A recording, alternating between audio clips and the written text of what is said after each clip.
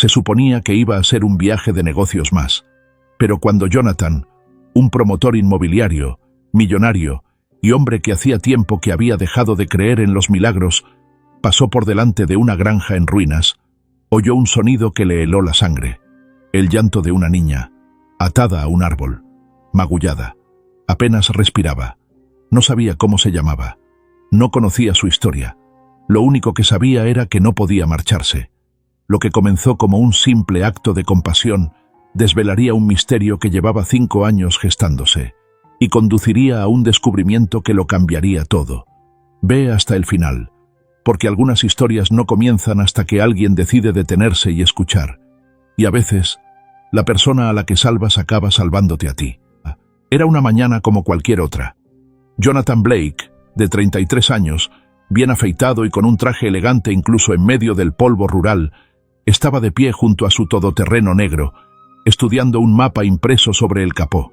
El sol de finales de primavera le daba en la nuca mientras seguía con el dedo índice el sinuoso camino y tomaba notas para un posible proyecto inmobiliario en las afueras de Pine Hollow, un pueblo tranquilo y medio olvidado a 3 horas de la ciudad. El aire olía a pino y tierra vieja. No tenía cobertura. No había tráfico. Solo silencio. El canto de los pájaros y el crujido de su coche enfriándose. Entonces, al principio débilmente, apenas por encima del susurro de los árboles, lo oyó. Un grito, agudo, crudo, infantil.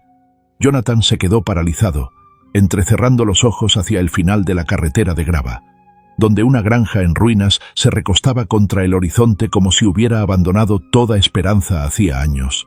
El grito se repitió, agudo, desesperado. Dejó caer el mapa, cerró la puerta de un portazo, salió corriendo. La propiedad estaba rodeada por una valla desvencijada y hierba irregular. Un perro viejo ladró una vez desde debajo del porche y luego se cayó. Cuando Jonathan llegó a la parte trasera de la casa, se detuvo en seco.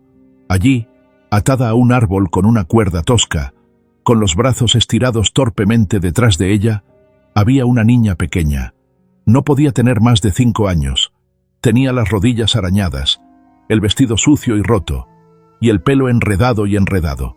Tenía el rostro surcado por las lágrimas y los ojos, esos ojos grandes y aterrorizados, clavados en el hombre que estaba a pocos metros de ella. Era alto, corpulento, con el pelo grasiento y el rostro enrojecido por la rabia. En la mano, un cinturón de cuero, ya en medio del golpe. ¡Crack! El sonido resonó entre los árboles. La niña se estremeció, pero esta vez no gritó. Tenía la voz ronca de tanto llorar. Solo gimió, encogida tanto como le permitían sus brazos atados. «Lo siento. Me portaré bien. Por favor, no me devuelvas», jadeó entre sollozos, las palabras saliendo como si las hubiera dicho 1000 veces antes. Jonathan no recordaba haberse movido, solo que, de repente, se encontraba entre ellos. «¿Qué demonios crees que estás haciendo?», rugió. El hombre retrocedió tambaleándose con los ojos encendidos. «¿Quién demonios? Tienes que irte ahora mismo. Esto es de mi propiedad y ella es mi sobrina». Jonathan no se inmutó. «Eso no te da derecho a pegarle así. ¿Crees que sabes lo que está pasando aquí?», se burló el hombre, levantando de nuevo el cinturón. «Necesita aprender disciplina. Me ha roto. No me importa si te ha quemado toda la maldita casa», espetó Jonathan, ya junto al árbol, deshaciendo la cuerda con los dedos. «Si le pones una mano encima, te juro que...» «Quítale las manos de encima. No es tuya». El hombre se abalanzó, pero Jonathan se giró con voz fría como el acero. «Tócame y tendrás que ver con más gente.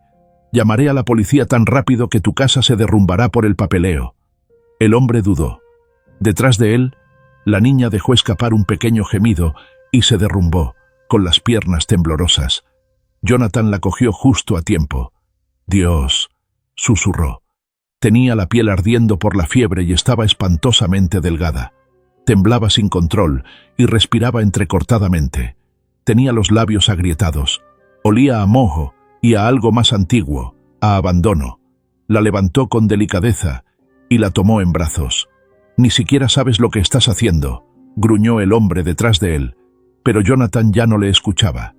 La cabeza de la niña se apoyó en su hombro. Su pequeña mano se alzó y agarró un puñado de su camisa, como si incluso en su estado semiconsciente, supiera que aquello era seguridad. Esto era diferente. Se volvió hacia la casa y sacó su teléfono. «¿A quién llamas?», gritó el hombre. «A la policía», dijo Jonathan con voz firme, «y a los servicios sociales, y a la maldita prensa local si es necesario. Los ricachones de la ciudad creéis que podéis entrar aquí y decirnos cómo criar a nuestros hijos». Ha derramado agua por todo el suelo de la cocina y casi se rompe el cuello. Así es como les enseñan a comportarse. Jonathan volvió la cabeza, con la mirada fría. No se enseña nada a un niño rompiéndole el cuello. El hombre maldijo, murmurando algo sobre los urbanitas blandos y los jóvenes de hoy en día, pero no intentó impedir que Jonathan se marchara. Quizá intuyó el cambio, o quizá sabía que era demasiado tarde. Jonathan llevó a la niña, que seguía inconsciente, pasando por delante de la pintura descascarillada del porche delantero, las ventanas rotas y el canalón colgando, hasta su todoterreno. La acostó con cuidado en el asiento trasero, sosteniéndole la cabeza con su chaqueta doblada. Solo entonces se tomó un momento para respirar. El corazón le latía con fuerza en el pecho. Las manos le seguían temblando cuando llamó al 911. El operador respondió con un tono tranquilo y monótono. «911, ¿cuál es su emergencia?» «Sí, soy Jonathan Blake. Acabo de encontrar a una niña, de unos 5 años, atada a un árbol y golpeada detrás de una casa en el 404 de Pine Creek Road. Está inconsciente. Está herida. Necesita ayuda médica inmediatamente. ¿Respira?» «Sí, apenas. ¿El agresor sigue en el lugar?» Jonathan miró hacia el porche. El hombre observaba desde la puerta, con los brazos cruzados, como si aquello fuera una molestia. «Sí», dijo Jonathan con voz plana. «Está aquí. Quiero que lo arresten por maltrato infantil. Las unidades están en camino». Colgó y se sentó en el asiento del conductor, mirando por el espejo retrovisor para ver cómo estaba la niña. Sus párpados se movieron, pero no se abrieron. Un leve gemido escapó de su garganta. «¿Estás bien?», le dijo en voz baja, sin saber si ella podía oírlo. «Ahora estás a salvo». Pero incluso mientras lo decía, Jonathan sabía que esto era solo el principio. Había preguntas que responder, autoridades con las que lidiar, un sistema que sortear, y una niña en el asiento trasero, sin nombre, sin voz, destrozada de una forma que le partía el corazón, que necesitaba a alguien que se quedara, alguien que no se marchara. Esta vez no. Cuando llegó el coche patrulla del sheriff, con las sirenas resonando entre los árboles adormilados, Jonathan ya había envuelto a la niña en una manta de su coche y estaba sentado a su lado en el asiento trasero, acariciándole el pelo enmarañado con delicadeza. Aún no sabía cómo se llamaba. Sin embargo, su dolor lo decía todo. Carl estaba dando vueltas cerca del porche, maldiciendo entre dientes y encendiendo un cigarrillo con dedos temblorosos. No huyó. Ni siquiera intentó mentir cuando el primer agente le preguntó qué había pasado. En lugar de eso, escupió al suelo y murmuró: «Una mocosa no sabe seguir unas simples normas y ahora, de repente, ¿yo soy el criminal?». Eso fue suficiente. 2 agentes le esposaron sin contemplaciones. Él no dejó de maldecir, vociferando que los chicos de la ciudad no sabían criar a los niños y que todo el mundo era demasiado sensible hoy en día. Jonathan observaba desde unos pasos más allá, con los puños apretados y la mandíbula apretada. «Señor», una agente se le acercó, mirándolo brevemente, y luego fijando la vista en el bulto del asiento trasero. «¿Ha sido usted quien ha dado el aviso?». «Sí», asintió Jonathan. «Necesita atención médica. Estaba inconsciente cuando la encontré, atada a un árbol». La agente hizo una mueca de dolor. «Los paramédicos llegarán en 5 minutos. La llevaremos al hospital». Intercambiaron información rápidamente. Su nombre, su contacto, su declaración. Les dio todo. Pero todo el tiempo, sus ojos seguían volviendo hacia la niña. «Dijo algo», añadió antes de que la agente se marchara, antes de desmayarse. «Algo sobre no querer que la devolvieran». La agente se detuvo. «Lo investigaremos». Carl fue detenido y acusado de poner en peligro a una menor y de agresión agravada a una menor. Pero una vez dentro de la sala de interrogatorios, la historia comenzó a desmoronarse aún más. Bajo presión, con 2 detectives mirándolo fijamente, Carl finalmente les dio los detalles básicos. «Se llama Lily», dijo, encorvado en la silla. Es la sobrina de mi esposa o algo así, la hija de la hermana de Margaret. Lleva viviendo con nosotros alrededor de un año. ¿Y la madre?, preguntó el detective, con el bolígrafo en ristre. Muerta, respondió Carl encogiéndose de hombros. Accidente de coche. Margaret dijo que teníamos que acogerla.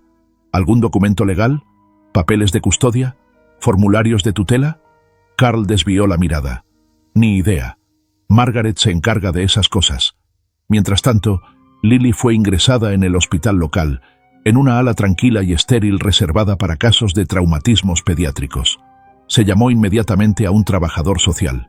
No tenía identificación, ni certificado de nacimiento, ni expedientes escolares. Nada. Incluso su nombre, Lily, lo había dado Carl al ingresarla. Nadie lo había verificado. Y la niña seguía demasiado débil y retraída como para decir más que unas pocas palabras entrecortadas.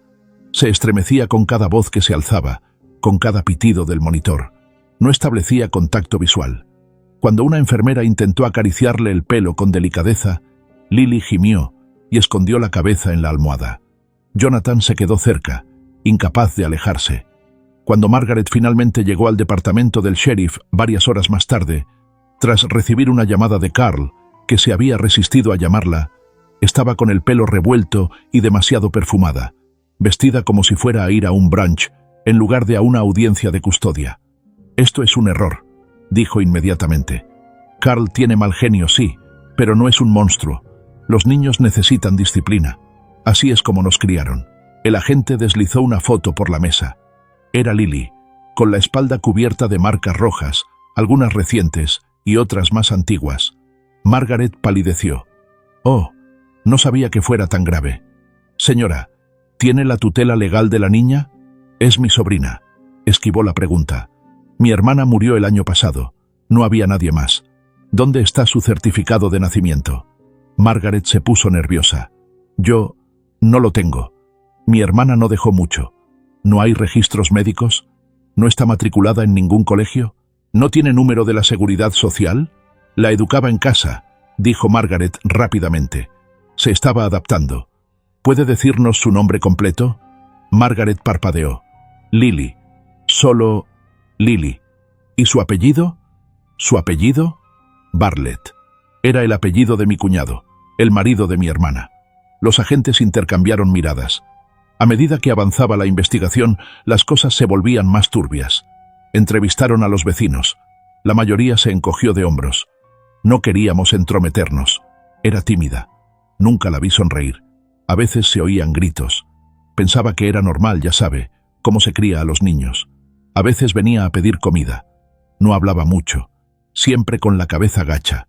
Un vecino, un cartero jubilado, añadió. Solo la veía con ese tal Carl. Nunca le oí llamarla por su nombre, solo mocosa o chica. Era como si no existiera. De vuelta en el hospital, Jonathan estaba sentado en la sala de espera, dando vueltas a un vaso de café de poliestireno entre sus manos. Su mente se negaba a calmarse. ¿Qué clase de mundo permite que una niña viva así? Entró un médico con una carpeta en la mano. Está estable. No tiene lesiones internas, pero presenta hematomas importantes. Está desnutrida. Parece que ha sufrido abandono y maltrato físico durante mucho tiempo. Tiene un retraso en el habla. Su ansiedad social es extrema. ¿Puedo verla?, preguntó Jonathan. Usted no es familia. Yo la encontré, dijo en voz baja. Por favor. El médico dudó, pero luego asintió. Solo unos minutos. Lily estaba despierta, recostada en la cama como una muñeca frágil, con una cálida luz amarilla proyectando largas sombras sobre su pequeño cuerpo. Una trabajadora social estaba sentada cerca, tomando notas en silencio. Jonathan entró lentamente, sin querer asustarla. Ella levantó la vista, con los ojos muy abiertos y desconcertada. Él se arrodilló junto a la cama. «Hola». Ella no dijo nada. «Me llamo Jonathan», dijo él con suavidad. «Yo fui quien te encontró. Ahora estás a salvo, te lo prometo». Sus dedos se aferraron a la fina manta. Él no insistió. Se limitó a sentarse junto a ella un rato.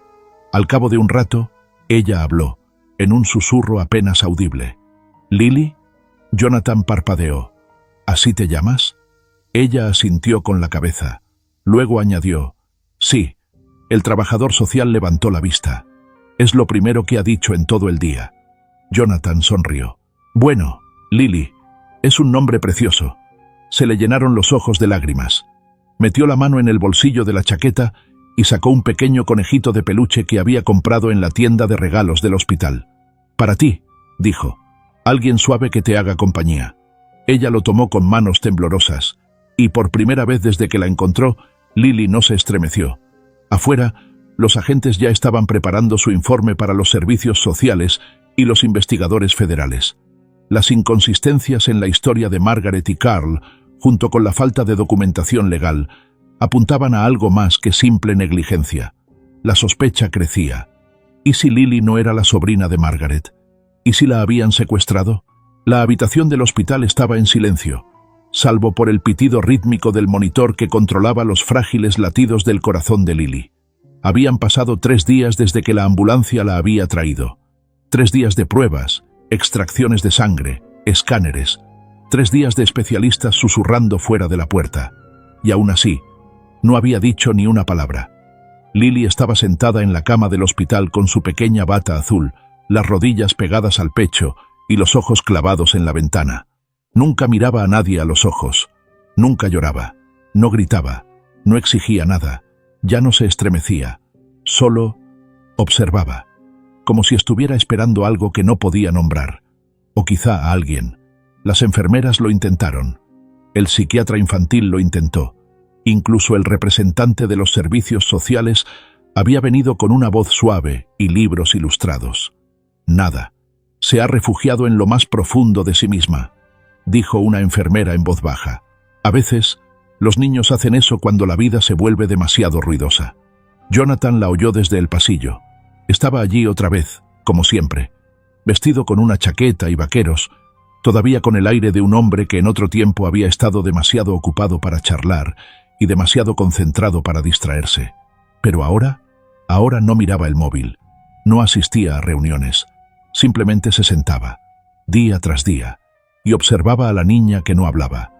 La doctora Holloway, especialista en traumatología pediátrica, se reunió con él fuera de la habitación de Lily la 4ª noche. Su expresión era profesional, pero cansada. Llevaba una tableta llena de resultados de escáneres y registros médicos que habían conseguido reunir. Tiene un peso muy inferior al normal para su edad, fracturas antiguas en las costillas y la muñeca, al menos 2 incidentes distintos. Tiene pequeñas cicatrices en la espalda y en las plantas de los pies, posiblemente por caminar descalza durante largos periodos de tiempo o por quemaduras. Algunos moretones son recientes, otros no. Jonathan sintió un nudo en el estómago. También muestra signos de lo que llamamos trastorno reactivo de apego. Es común en niños que han sufrido abandono o abuso prolongados. Afecta a su capacidad para confiar y establecer vínculos. ¿No ha dicho nada más? La doctora negó con la cabeza. Ni una palabra. ¿Y no ha aparecido ningún familiar? Los servicios sociales han buscado su foto en la base de datos de personas desaparecidas. No hay resultados. Su identidad sigue siendo una incógnita. Jonathan miró a través de la ventana de cristal a la pequeña figura acurrucada bajo una manta de colores pastel. Parecía aún más pequeña en esa gran cama de hospital. «Quiero ayudarla», dijo en voz baja. La doctora Holloway parpadeó. «Ya lo ha hecho». «No», dijo él con más firmeza. «Quiero decir que quiero asumir la responsabilidad, acogerla, ser su tutor, lo que sea. Quiero asegurarme de que no acabe en un hogar de acogida o de vuelta al sistema». La doctora cruzó los brazos. «No es tan sencillo. Hay un proceso. Entonces empécelo». Ella lo observó durante un momento. «Señor Blake, ¿tiene experiencia con niños?» «Perdí a los míos», dijo, y las palabras salieron antes de que pudiera detenerlas. El aire se quedó quieto. La doctora Holloway no insistió. Solo asintió una vez y tomó nota en su tableta. «Informaré a los servicios sociales, pero tenga en cuenta que esto es temporal. Tendrá que pasar una inspección de su hogar, someterse a una verificación de antecedentes y a entrevistas. Lily permanecerá bajo custodia protectora hasta nuevo aviso». «Lo entiendo». A la mañana siguiente, la asistente social llegó con formularios y preguntas. Se llamaba Dana Ruiz. Tenía unos 40 años, ojos amables, pero un comportamiento serio. No sonreía mucho, pero tampoco era condescendiente. ¿Está seguro de que quiere hacer esto?, le preguntó a Jonathan, levantando la vista del formulario. Esto no es caridad. Es difícil. Tendrá que lidiar con traumas, regresiones, crisis emocionales. Puede que no te hable. Puede que te ataque. ¿Estás preparado para eso? No lo hago porque sea fácil, respondió él. Lo hago porque ella se merece a alguien que no la abandone. Dana asintió lentamente. La pondremos en acogida temporal bajo tu supervisión, a la espera de la aprobación formal. 2 días después, volvió al hospital, no solo como visitante, sino como tutor legal de Lily. La enfermera le entregó una pequeña mochila con ropa. Nada de lo que había dentro le quedaba bien. La mochila estaba muy gastada. La mayoría de las prendas eran de segunda mano, no combinaban entre sí o estaban rotas. ¿Tiene algún juguete favorito?, preguntó. La enfermera bajó la mirada. Que nosotros sepamos, no. Entró en la habitación. Lily estaba despierta otra vez, mirando al techo. «Hola», dijo en voz baja. «Te he traído algo». Levantó un sencillo cuaderno. La cubierta era de color amarillo brillante, con un sol sonriente. Colocó una caja de lápices de colores junto a él. Pensé que tal vez, si no te apetece hablar, podrías dibujar, o escribir, o incluso garabatear. Ella no se movió durante un largo rato. Luego, lentamente, cogió el lápiz azul y escribió una sola palabra con letra temblorosa e infantil. Lily. Jonathan sonrió. No sabía si ella lo había oído, pero esta vez no apartó la mirada. Todo empezó con una sospecha. Tras días de inconsistencias, documentos desaparecidos y declaraciones evasivas, el departamento del sheriff tomó una decisión. Ya estaban hartos de esperar a que Margaret dijera la verdad. Se firmó una orden de arresto. A media mañana, 2 coches patrulla se detuvieron frente a la casa torcida y descascarillada donde Lily había vivido durante el último año. El jardín estaba tan descuidado como siempre. Las malas hierbas crecían enredadas alrededor de los postes del porche como enredaderas. Un columpio oxidado colgaba flácido de un árbol muerto en la parte trasera, crujiendo incluso en el aire quieto. Margaret estaba en casa cuando llamaron a la puerta, todavía en bata de seda y zapatillas, aferrada a una taza de café como si nada en el mundo pudiera tocarla. Pero cuando abrió la puerta y vio los uniformes, su expresión se quebró. «Tenemos una orden para registrar la propiedad», dijo el agente Daniels, mostrando el documento. «Esto es acoso», balbuceó Margaret. «Ya se han llevado a Carl. Tengo derechos». «Los tiene», dijo él con calma, «y los respetaremos. Pero tenemos motivos para creer que está en posesión de documentos de tutela falsificados y que puede estar involucrada en la custodia ilegal de un menor». Margaret se quedó paralizada, con los nudillos blancos alrededor de la taza. Luego vino el registro. Revisaron todas las habitaciones. La mayor parte de la casa era un desastre. Pilas de periódicos, platos en el fregadero, colillas en un cenicero que se balanceaba precariamente en el borde de un sofá manchado. Pero fue el armario del pasillo el que reveló el hallazgo más revelador.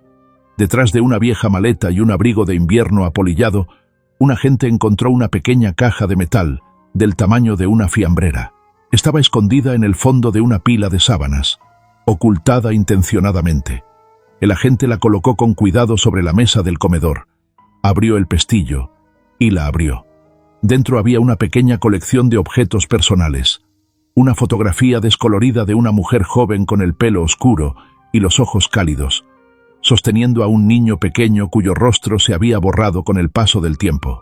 Un fino paquete de cartas, atadas con un cordel, un par de pendientes viejos en una bolsa de plástico y una pulsera de plata, deslustrada pero intacta.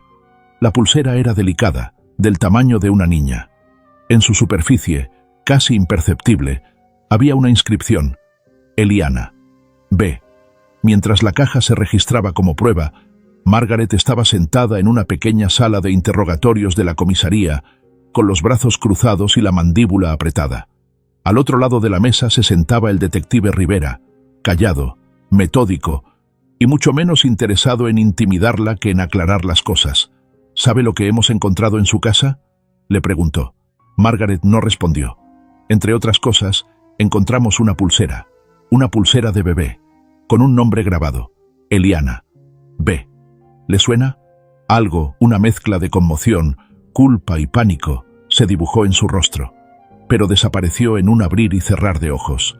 Era de la hija de mi hermana, dijo, tras un largo silencio. ¿La hija de su hermana? Sí, mi hermana Evelyn. Ella y su marido murieron en un accidente de coche hace un año. La niña se quedó huérfana y yo la acogí. Ya nos lo ha contado, respondió Rivera, dando golpecitos con el bolígrafo. Pero no hay constancia de que su hermana tuviera una hija, ni certificado de nacimiento, ni transferencia de custodia, ni registros de familiares, ni siquiera una esquela de una pareja con una hija.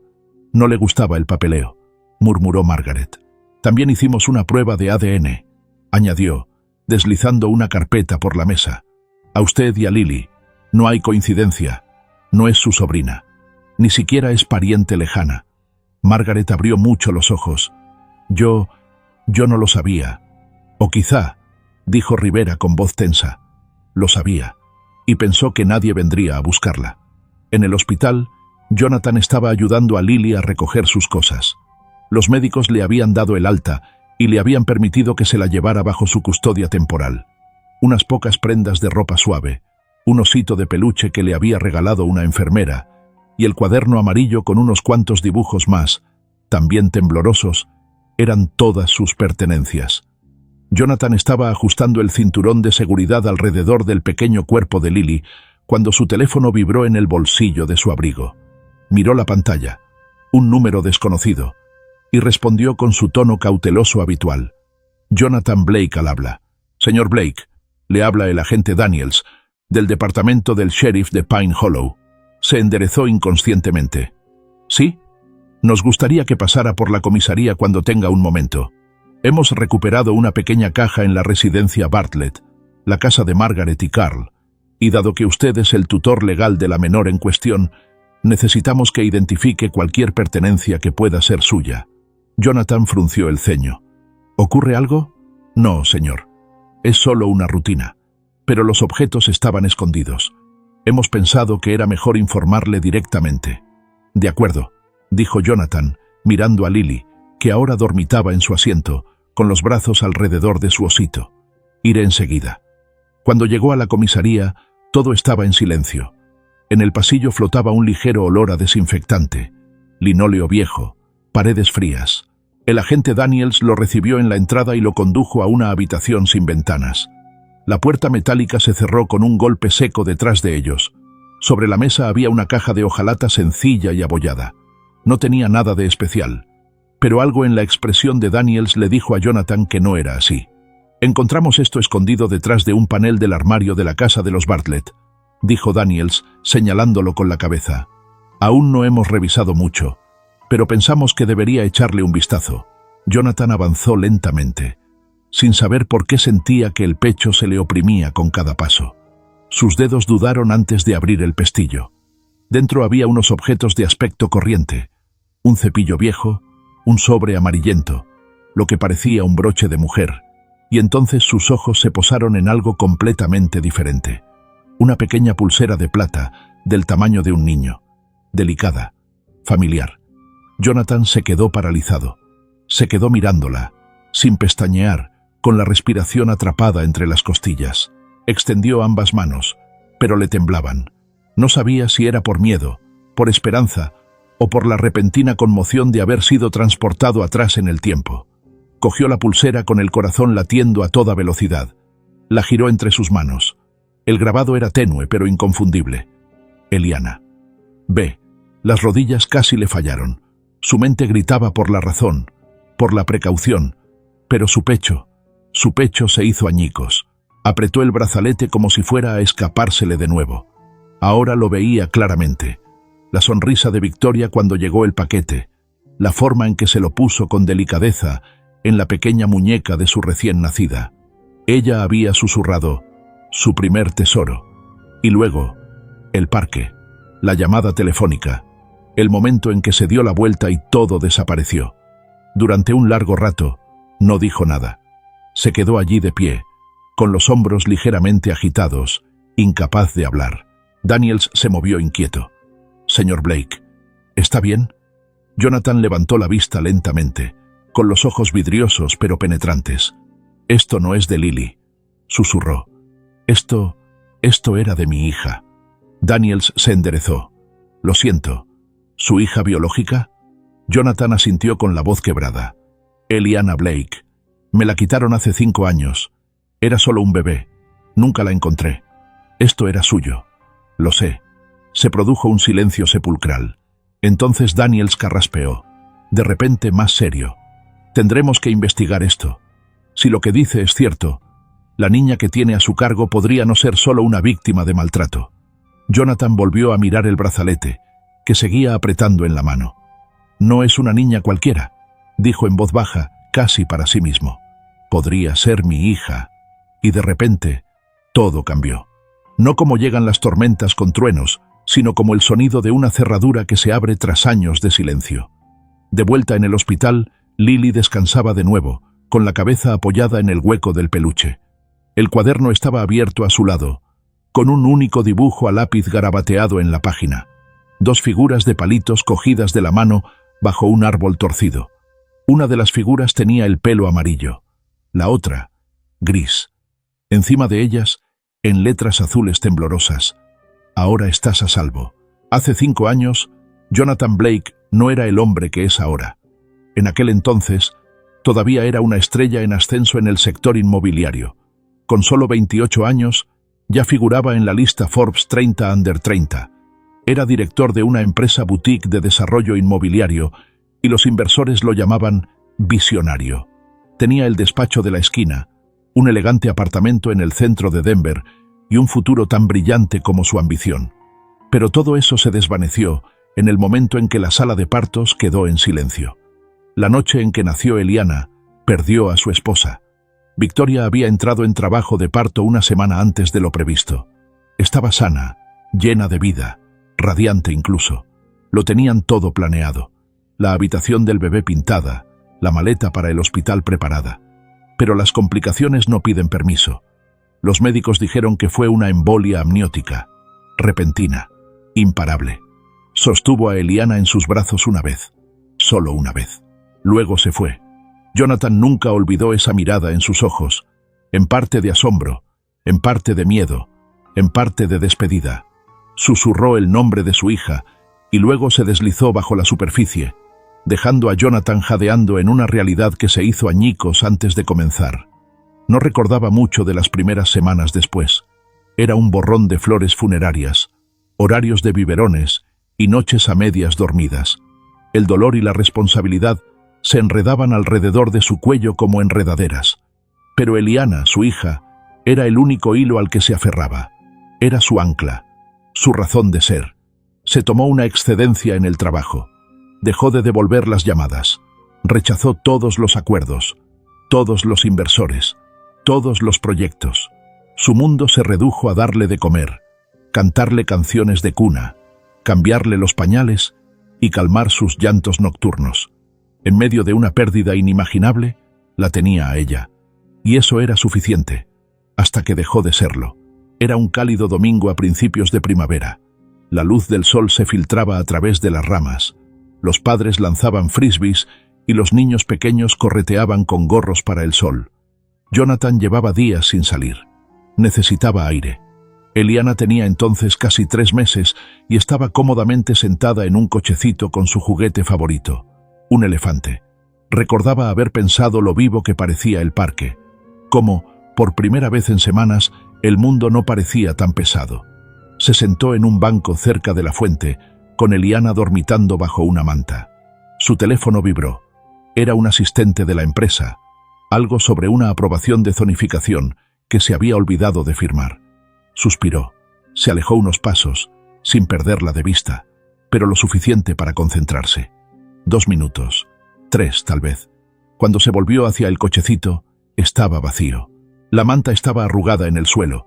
El elefante de juguete yacía en el mantillo. Eliana había desaparecido. Gritó. Todo el parque se quedó paralizado. Los transeúntes se volvieron, sin saber qué estaban viendo. Algunos se apresuraron a acercarse. Alguien llamó al 911. Una madre señaló hacia el sendero detrás de los baños, jurando que había visto a una mujer caminando rápido, acunando algo en una manta rosa. pero cuando llegaron los agentes, ya se había ido. La investigación que siguió fue exhaustiva y infructuosa. No había huellas dactilares. No había cámaras que funcionaran en esa sección del parque. No había testigos con una descripción clara. No hubo llamada para pedir rescate. No se encontró ningún bebé abandonado en la estación de bomberos. Era como si Eliana se hubiera desvanecido entre los árboles. El caso se enfrió después de 2 meses. Luego se enfrió aún más. Los titulares desaparecieron. También los folletos. Jonathan dejó de comer. Dejó de afeitarse. Vendió el apartamento. Renunció a su trabajo. Su buzón de voz se llenó de mensajes de personas que no sabían qué más decir. No respondió a ninguno. Se mudó a una modesta casa de alquiler a las afueras de Boulder, tranquila y anodina. Todos los días eran iguales. Despertarse, mirar fijamente, arrepentirse, dormir. Veía a su hija en todos los niños con los que se cruzaba por la calle. Durante mucho tiempo pensó que estaba perdiendo la cabeza. Lo que más le atormentaba no era el misterio, sino el qué pasaría si... ¿Y si no hubiera contestado al teléfono? ¿Y si me hubiera quedado en el banco?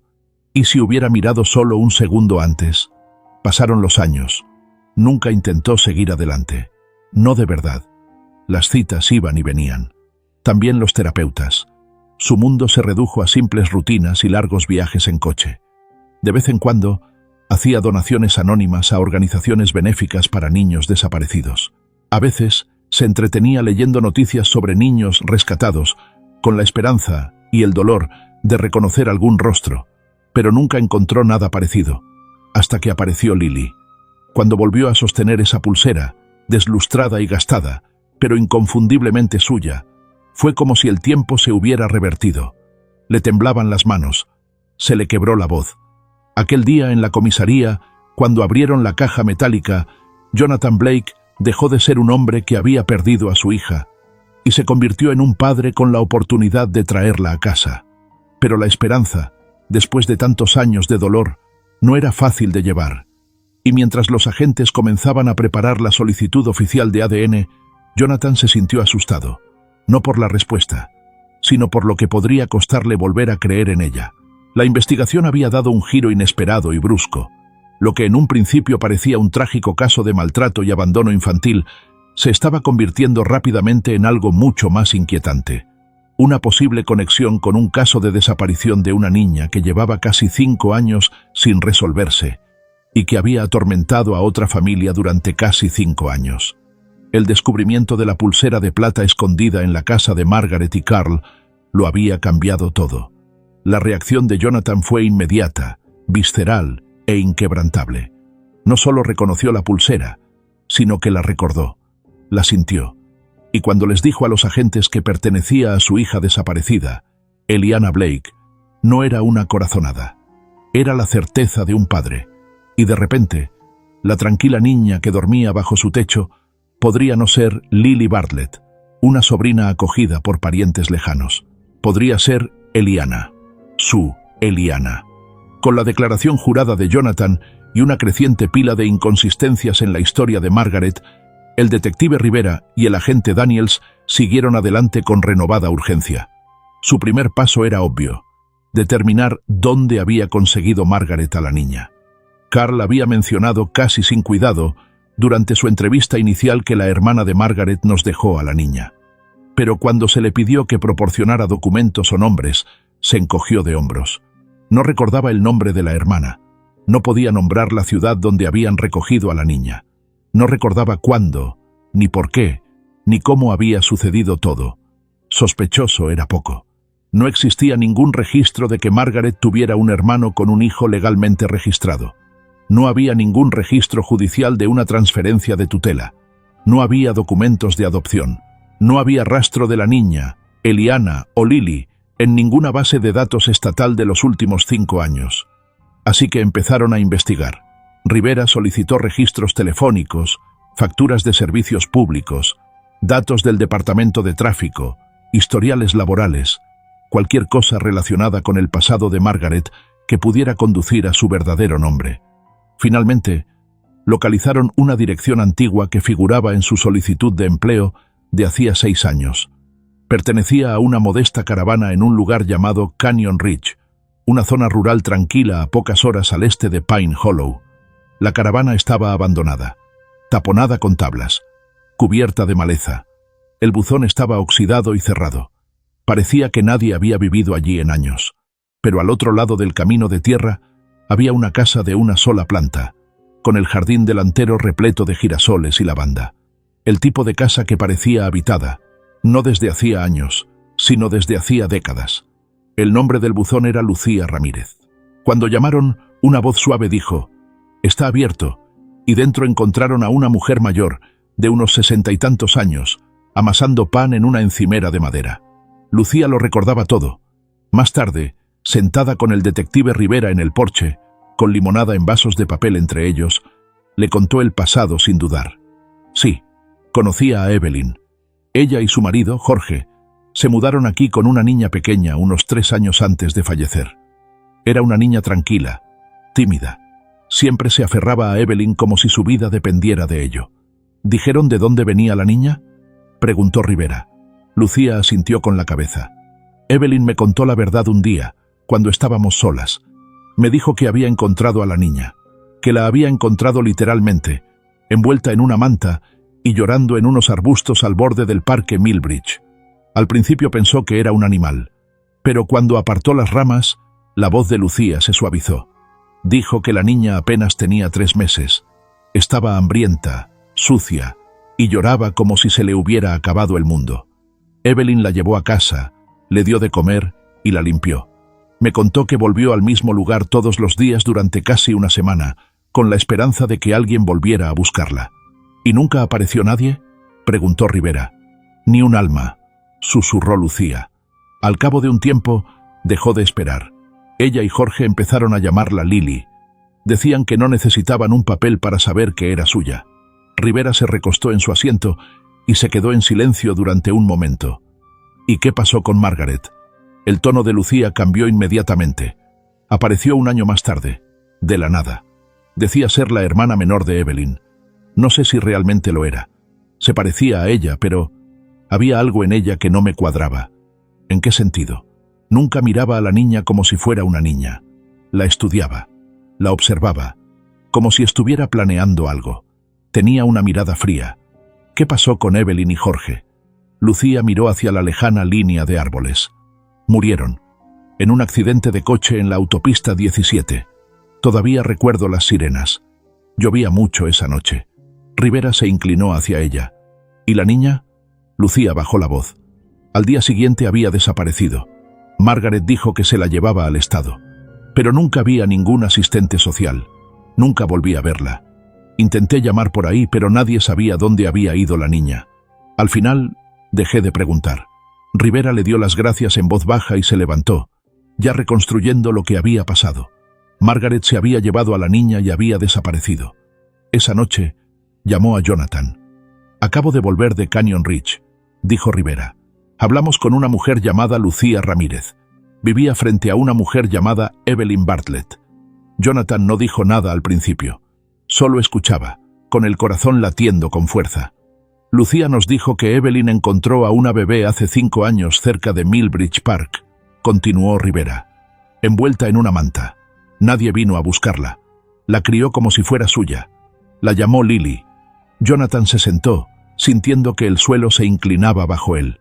Millbridge Park, el mismo parque donde perdió a Eliana. «Nunca se fue», dijo en voz baja. «No», confirmó Rivera. «La encontraron a 1,5 kilómetros de donde la viste por última vez. Ha estado aquí todo este tiempo». Jonathan miró por la ventana de su salón hacia la quietud de la noche. «¿Y la prueba?», preguntó. «Ya hemos enviado tu ADN. Lo están procesando ahora mismo. Deberíamos tener los resultados en 48 horas». Jonathan cerró los ojos y por primera vez en años se permitió tener esperanza. «Gracias». Los resultados llegaron un lluvioso jueves por la mañana. Jonathan apenas había dormido la noche anterior. Cada crujido de la casa, cada gota contra las ventanas, lo sumergía en un torbellino de temor y esperanza. Había esperado 2 días. Durante 2 días, había intentado no imaginar el resultado. Pero era imposible no hacerlo. Se decía a sí mismo que cualquier resultado estaría bien. que, aunque la prueba dijera lo contrario, Lily seguía mereciendo seguridad, cuidados y amor, que él se quedaría, pasara lo que pasara. Pero, en el fondo, ya lo sabía. El detective Rivera se reunió con él en la oficina del sheriff, con el informe de ADN en la mano. Su expresión era indescifrable, pero su voz sonaba grave. «Jonathan», dijo, deteniéndose en la puerta, «quizá quieras sentarte». Jonathan no se movió al principio. Tenía el estómago revuelto. Luego, lentamente, se dejó caer en la silla frente al escritorio, con las manos juntas como un hombre en oración. Rivera dejó la carpeta con cuidado delante de él. «Aceleramos la prueba en un laboratorio federal. Llegó hace una hora». Hizo una pausa. Luego habló, con firmeza pero en voz baja. «Usted es el padre biológico de la niña conocida como Lily». Jonathan sintió que se le cortaba la respiración. El mundo pareció tambalearse. Rivera siguió hablando, mencionando porcentajes, coincidencias genéticas, los siguientes pasos legales. Pero las palabras se convirtieron en un zumbido lejano. Jonathan solo podía oír los latidos de su propio corazón. Parpadeó con fuerza, y su visión se aclaró lo suficiente como para enfocar el nombre que aparecía en el expediente. Eliana Blake. Eliana, su hija, viva. Se llevó una mano a la boca cuando un temblor agudo e incontrolable se apoderó de él. Bajó la cabeza, encogiendo los hombros, como si todos los años de culpa, de peso, de tormento, finalmente se hubieran liberado. Y luego susurró, mitad para sí mismo, mitad para la habitación. «Es Eliana, es mi pequeña». Su voz se quebró en la última palabra. Los recuerdos lo inundaron, densos e implacables. Victoria sosteniendo a su recién nacida en la habitación del hospital, con el pelo empapado en sudor, pero con los ojos iluminados por la alegría. La pulsera que había encargado. Eliana. B. Una delicada banda de plata con el nombre de su hija cuidadosamente grabado. Un recuerdo para una vida que acababa de comenzar. La tarde en el parque. La forma en que la pequeña mano de Eliana se había aferrado a su camisa mientras él ajustaba la manta del cochecito. Su sonrisa desdentada. El suave arrullo que había emitido cuando él se inclinó para besarle la frente. Recordaba cómo se había dado la vuelta solo un minuto. El sonido de la fuente. Y luego, el silencio. Había vivido en ese silencio durante 5 años. Y ahora, por fin, se había roto. Fue directamente al hospital. Lily estaba en una pequeña habitación de la planta de traumatología pediátrica, acurrucada bajo una manta estampada con estrellas de colores pastel. Su osito, que seguía aferrado con fuerza entre sus brazos, le faltaba un ojo de botón. Estaba despierta, pero distante. Tenía la mirada fija en la ventana, observando cómo las gotas corrían por el cristal como pequeñas estrellas fugaces. Se volvió cuando se abrió la puerta. Jonathan entró, sin llevar nada más que una vieja fotografía y un corazón que le parecía demasiado lleno para expresarlo con palabras. Sus pasos eran lentos, reverentes, como si el aire de la habitación fuera sagrado. No se sentó, se arrodilló, justo delante de ella. Ella no dijo nada, pero tampoco se apartó. Sacó la foto del bolsillo de su abrigo, arrugada y desgastada, y la sostuvo con delicadeza entre ambas manos. Era una foto de Victoria sosteniendo a Eliana recién nacida, con los ojos muy abiertos por la alegría y el cansancio. Los mismos ojos que tenía ahora Lily. Jonathan colocó la foto en el borde de la cama, al alcance de la niña. «No espero que lo recuerdes», dijo en un susurro, «pero esta es tu madre. Se llamaba Victoria. Ella te quería más que a nada en el mundo». Los ojos de Lily se posaron en la foto. La miró fijamente durante un largo rato. Jonathan no la presionó. «¿Y yo?», continuó lentamente. «Yo soy tu padre. Solías agarrarme la camisa con toda la mano, como si tuvieras miedo de que desapareciera». Esbozó una sonrisa suave y temblorosa. «Desaparecí, ¿verdad? Lo siento mucho, cariño, pero ahora estoy aquí, y no volveré a irme. Nunca». Lily no dijo nada, pero entonces hizo algo pequeño, infinitesimal, pero trascendental. Extendió la mano y rozó el borde de la fotografía con su diminuto dedo. Luego, sus dedos se movieron hacia el dobladillo de la chaqueta, agarrándolo, apenas, como un susurro de recuerdo. Y entonces su voz, frágil y vacilante, «Yo la vi». En mi sueño. Sonreía, como yo. Jonathan se quedó paralizado. Se le cortó la respiración. Colocó una mano temblorosa sobre la de ella, temeroso de apretarla demasiado, temeroso de romper el momento. Era tu madre, y tú eres su luz. Los labios de Lily temblaron. Sus ojos brillaron, pero no lloró. Solo se inclinó hacia adelante y apoyó suavemente la frente en el hombro de él. Él la rodeó con los brazos, despacio, con cuidado, como si estuviera sosteniendo algo demasiado precioso para este mundo. Y en aquella habitación tranquila y silenciosa, dos corazones rotos comenzaron a sanar. Desde el pasillo, una trabajadora social llamada Dana Ruiz observaba con lágrimas acumulándose detrás de sus gafas. A su lado, el doctor Holloway, el terapeuta de Lily, asintió con la cabeza y tomó nota en silencio. «Tendremos que revisar el informe psicológico», dijo el doctor Holloway. «Está mostrando apego emocional, respuesta positiva al estímulo paterno, un progreso significativo». Dana sonrió. «Ningún informe puede reflejar esto». Al día siguiente, Jonathan regresó a la oficina del sheriff para presentar los documentos oficiales para obtener la tutela legal completa. Ya no había incertidumbres, ya no había interrogantes. Las pruebas eran irrefutables, el vínculo era innegable, y el sistema, antes lento e incierto, ahora se movía con rapidez a favor de la reunificación. Cuando se firmó el documento final, Jonathan se recostó en la silla, atónito por la simplicidad de la última frase: «Custodia concedida al padre biológico, Jonathan Blake». Trazó las letras lentamente, como si estuvieran grabadas en piedra. Era suya, de nuevo. Jonathan apenas había comenzado a respirar de nuevo cuando recibió la llamada. La voz del detective Rivera era baja, cautelosa. «Tenemos que hablar. Hay algo más. No se trata solo de que Lily sea tu hija. Es algo más grande». Jonathan llegó a la oficina del sheriff con el corazón acelerado. Se había preparado para recibir novedades sobre la custodia, o quizá más papeleo. No estaba preparado para esto. En una sala de reuniones en penumbra le entregaron un expediente. Grueso, pesado y rebosante de tensión. Sobre la mesa, junto a él, había un tablero lleno de mapas, notas, registros telefónicos y nombres resaltados. En el centro había dos fotos: Evelyn y Jorge Bartlett. Rivera cruzó los brazos y observó a Jonathan con atención. «Necesito que entiendas algo.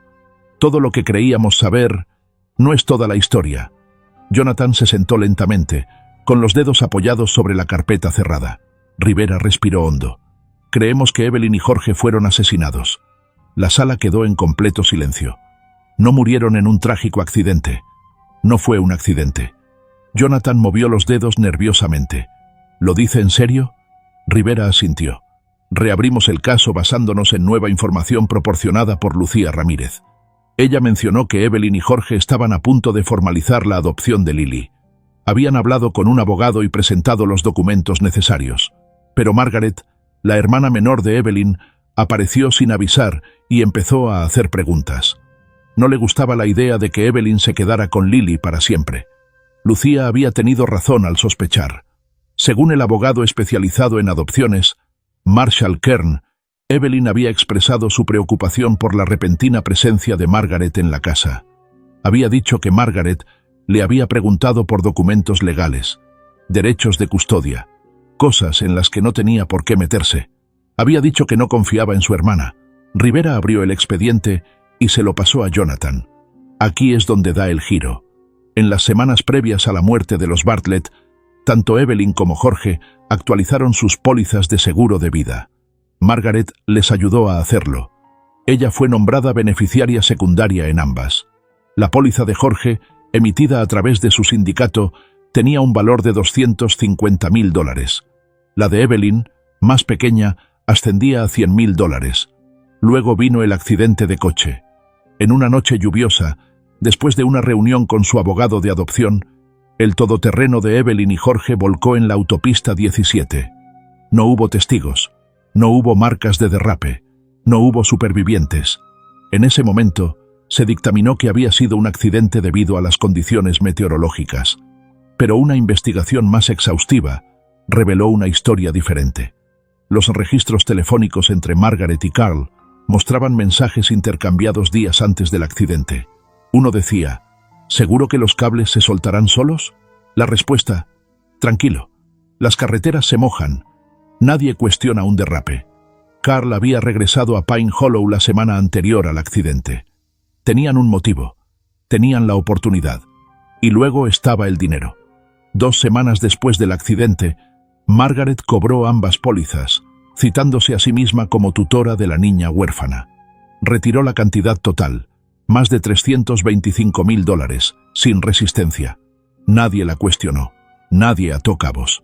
Hasta ahora. Jonathan palideció mientras hojeaba el expediente. Cada documento, cada foto, cada detalle pintaba el mismo cuadro. Codicia, frío cálculo y disposición a matar por dinero. Pero la codicia de Margaret había creado otro problema. Lily, después de cobrar el dinero, tenía la intención de desaparecer. Pero Evelyn había dejado algo más que un seguro de vida. Había dejado rastros de la verdad. Un abogado. Vecinos que se preocupaban por ella. Una visita programada a su casa por parte de un asistente social. Margaret entró en pánico. Fue entonces cuando huyó con Lily, sin dejar dirección, sin custodia legal, solo con una historia inventada de que estaba criando a la hija de su hermana fallecida. Arrastró a Lily a Pine Hollow, la aisló y la ocultó del mundo. Nunca pensó en quererla. Ni siquiera se molestó en llamarla por su nombre. Simplemente la utilizó como tapadera, como cómplice de un delito. Jonathan sintió un nudo en la garganta. La llevó para protegerse. Rivera asintió. Y para quedarse con el dinero del seguro. Si Lily hubiera acabado en el sistema de acogida, alguien habría empezado a hacer preguntas. ¿Y Carl?, preguntó Jonathan. Él era el matón, dijo Rivera. Lo acusamos de conspiración para cometer asesinato, maltrato infantil, fraude al seguro y obstrucción. Margaret se enfrentará a lo mismo, además de secuestro. La maquinaria legal ya se había puesto en marcha. Se convocaría un gran jurado. Se reunirían los testigos. Las pruebas eran contundentes y abundantes. Pero a Jonathan aún no le parecía suficiente. Salió de la comisaría aturdido. Esa noche, en casa, se sentó en la habitación de Lily mucho después de que ella se hubiera dormido. La niña que había sobrevivido más de lo que cualquier niño debería. La hija que creía haber perdido. La hija que otros habían intentado borrar. Su pulsera de plata yacía sobre la mesita de noche, con el nombre Eliana B. reflejado en la luz de la luna que entraba por la ventana. La cogió con delicadeza y pasó el pulgar por el grabado. Ya no era solo un recuerdo, era una prueba, la prueba de que el amor había sobrevivido. Más tarde, esa misma semana, llamó a Lucía. Ella respondió al instante. Le contó todo, lo del seguro, el accidente, las mentiras. Ella lloró. Siempre supe que Margaret no estaba bien. Susurró. Pero no pensé que fuera capaz de hacer algo así. Tú eras la única persona que protegía la memoria de Evelyn, dijo Jonathan con suavidad. Gracias por quererlas cuando nadie más lo hacía. La voz de Lucía se quebró. Prométeme algo. Lo que sea. No dejes que Lily olvide quién era antes. No lo haré, dijo Jonathan. Pero también me aseguraré de que sepa quién es ahora. Al día siguiente, él y Dana Ruiz, la asistente social de los servicios de protección infantil, presentaron los últimos trámites. Con todos los hechos al descubierto, Jonathan no solo obtuvo la custodia total de Eliana, sino que se le concedió la tutela permanente y exclusiva con efecto inmediato. No más restricciones, no más esperas. Se había acabado. Era una clara mañana de otoño cuando se dictó el veredicto. Tras semanas de audiencias, testimonios de testigos y la presentación de pruebas abrumadoras, Margaret y Carl fueron declarados culpables de todos los cargos: conspiración para cometer asesinato, fraude al seguro, maltrato infantil, secuestro, obstrucción a la justicia. La sala del tribunal quedó en silencio mientras el juez leía la sentencia definitiva.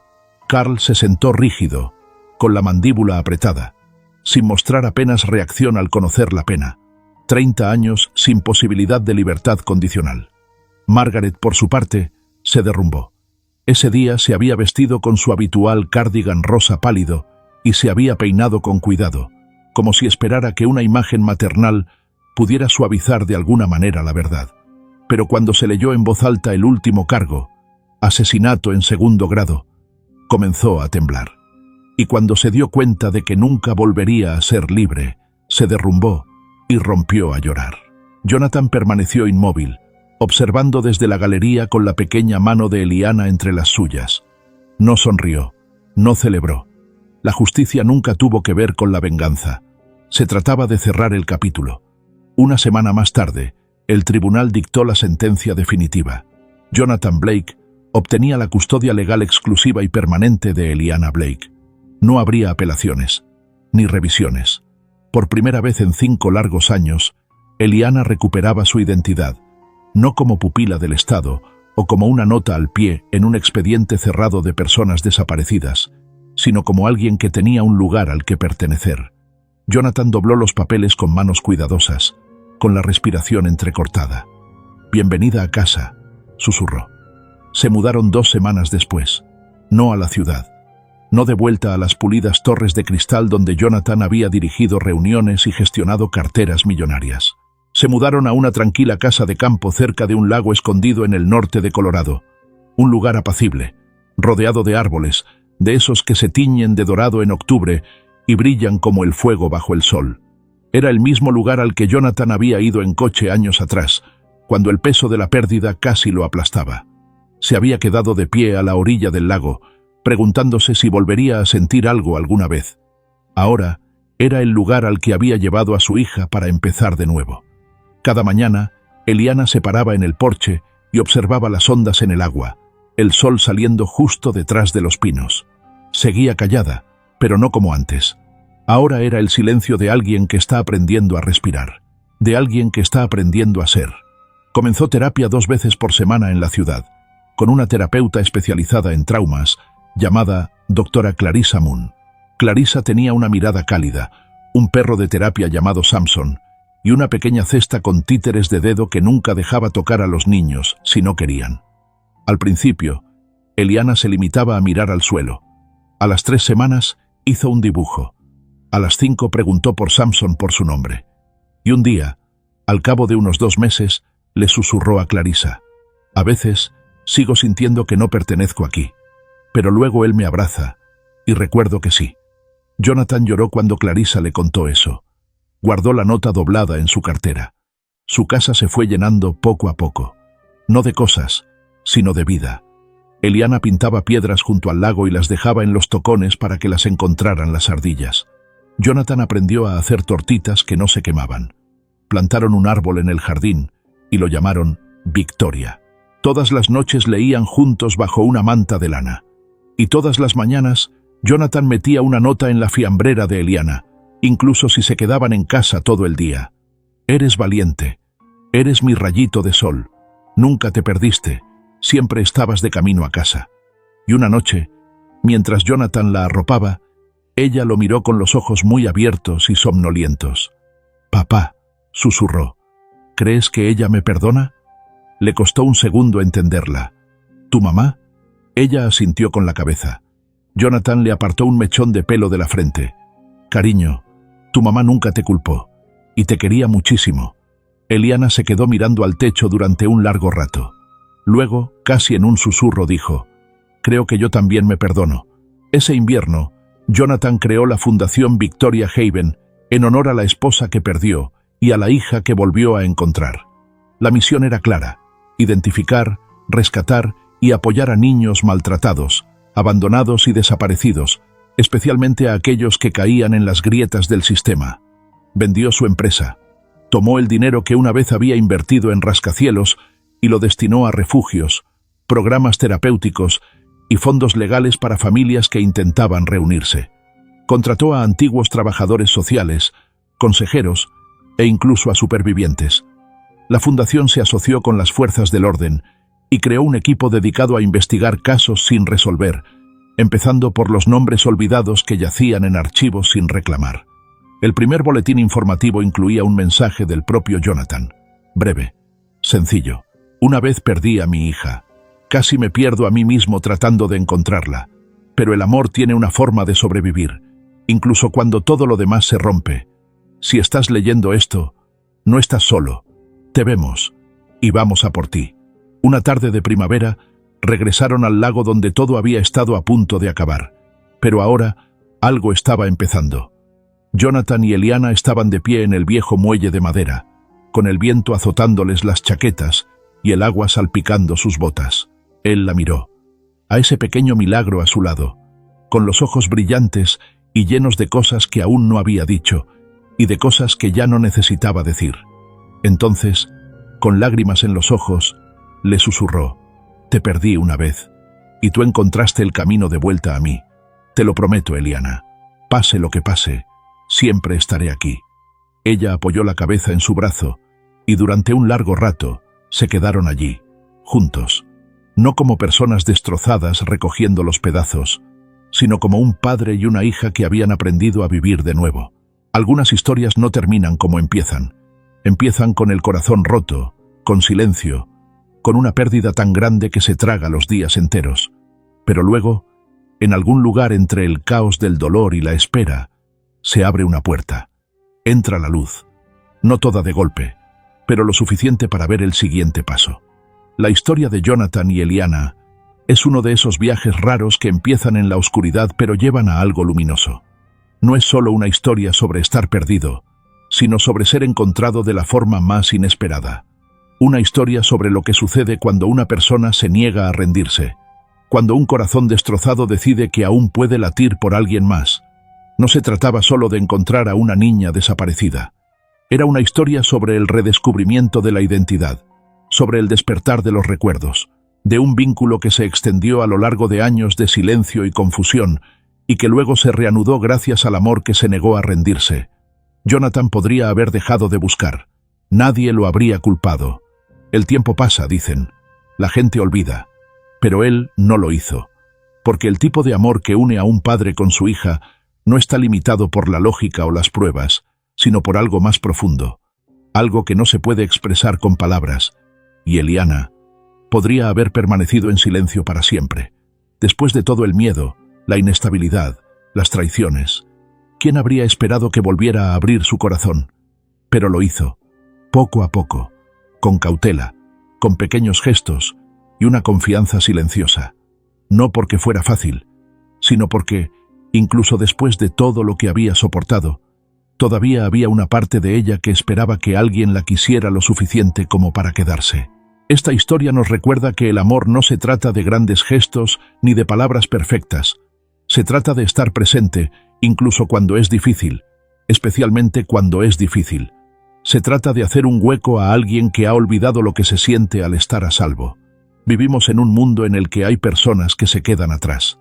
Niños como Eliana, adultos que llevan consigo el dolor de su niño interior sin saber cómo expresarlo. Vecinos que saludan educadamente, pero nunca piden ayuda. Compañeros de trabajo que sonríen en días que se sienten vacíos. Y sin embargo, esta historia nos susurra: mira de nuevo. Mira a los callados, a los reservados, a los que dicen que están bien, pero no pueden mirarte a los ojos. Porque a veces, todo lo que se necesita es una persona dispuesta a escuchar. Una persona que diga: te veo, no voy a ir a ninguna parte. Eso es lo que hizo Jonathan. Tomó su dolor, el vacío que Eliana había dejado, y lo convirtió en un propósito, en una misión que iría más allá de su propio hogar. Construyó algo duradero, algo que rescataría a otros niños, amplificaría otras voces silenciadas y daría esperanza a personas que habían olvidado cómo creer en algo bueno. Eso es lo que puede hacer el amor cuando se le da una segunda oportunidad. Y tal vez eso es lo que esta historia te deja a ti también. Así que déjame preguntarte, ¿alguna vez has visto a alguien luchando en silencio? Alguien a quien el mundo había pasado por alto. ¿Y te has preguntado qué habría pasado si alguien le hubiera tendido la mano? ¿Crees en las segundas oportunidades? ¿En la curación, incluso después de años de dolor o ausencia?